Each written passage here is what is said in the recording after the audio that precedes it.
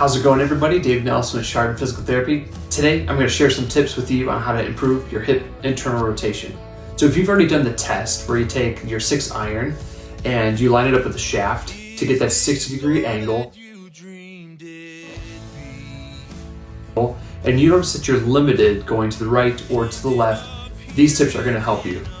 If you're limited with your lead leg, this is really, really important for you because you need that mobility to help with the deceleration process of your swing. So this is really important. What we tend to see is that folks that have limited rotating, especially internally, they draw that rotation from somewhere else, and that oftentimes is the lower back. So the compensations are happening at the lower back, and the lower back is not designed to sustain rotation.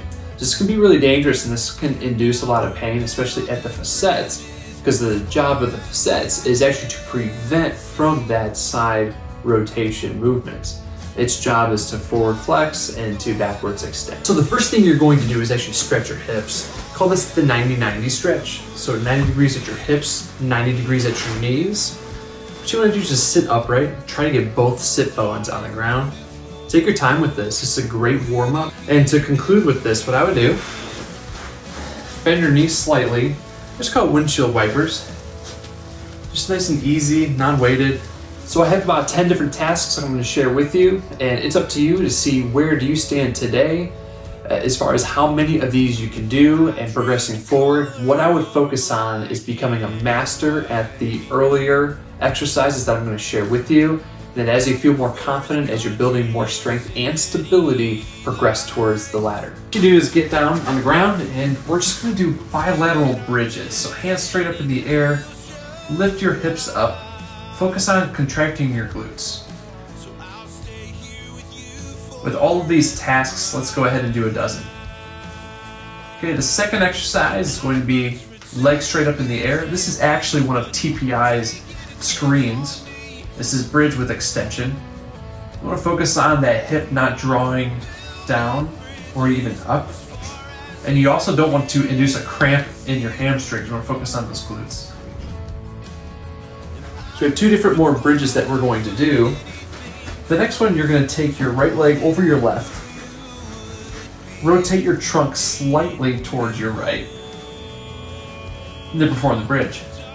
This is bridge with internal rotation of your left leg. The other bridge we're going to do is just like this, like a figure 4, and you're going to lift up both back sides. A progression from this would be to elevate your bottom leg. This is really, really challenging. Again, the goal would be to do a dozen. So you may notice that we're moving through this video pretty quickly, but it's just to give you an idea of different tasks that you could do to get better.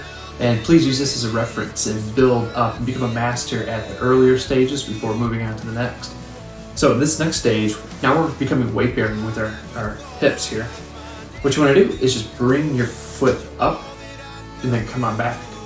You want to prevent an excessive amount of side bend and also rotation of your hip when you're doing this task. So you just want to come straight up and back. You may notice that the hip that you're a little bit more limited with is actually a little bit more difficult to do with this task. From there, we're going to get into this position and stand straight up. Focus on the weight coming through that leg. All right, so just stand straight up. Okay, now we can become more golf specific. I want you to get 2 objects, anywhere from 4 to 6 inches in height here. They don't have to be round, they could be boxes. Go ahead and put them on the ground like so. And what I want you to do is get into your golf stance. So you're gonna focus on your lead leg actually doing the movements first. Okay, so step 1 is going to be 90 degrees with your foot and step up. Okay, step down, okay, 90 degrees with your lead foot, and then step up. Do this a fair number of times, and then we can set up for number 2, or step 2, when this becomes easy. So here's step 2. What I want you to do is step up to the side, make sure that that foot stays forward. Make sure those toes don't go outward, keep it forward, okay? So step, then rotate. Step, then rotate. This is what you're going to want to do. Step with that slight angle and then rotate.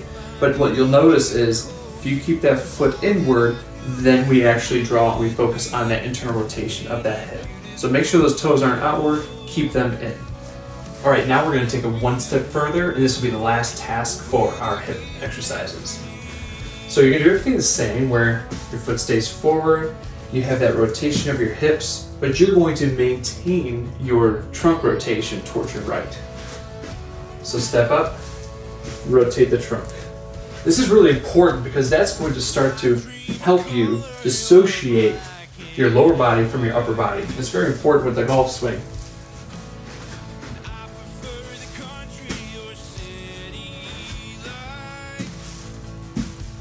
Thank you very much for sharing your time with me. What I would like you to take away from this is that there are ways that you can improve your hip mobility, certainly ways that you can improve your hip strength. But if you're not seeing that rotation that you have and you're worried about back pain, or you may have back pain, that's when you want to see a physical therapist. We specifically work on the hip joint itself, on that capsule, and we get the hip joint moving much, much better, so you don't have those limitations there that show up and compensate elsewhere. So those are the things that we want to focus on with you, get you back on the course, playing confidently, playing safely, so that you can beat your friend or beat your relative. I am your TPI medical certified specialist in the Chardon area. Please feel free to reach out anytime. I'd be more than happy to answer any questions that you have. Thank you. Have a good one.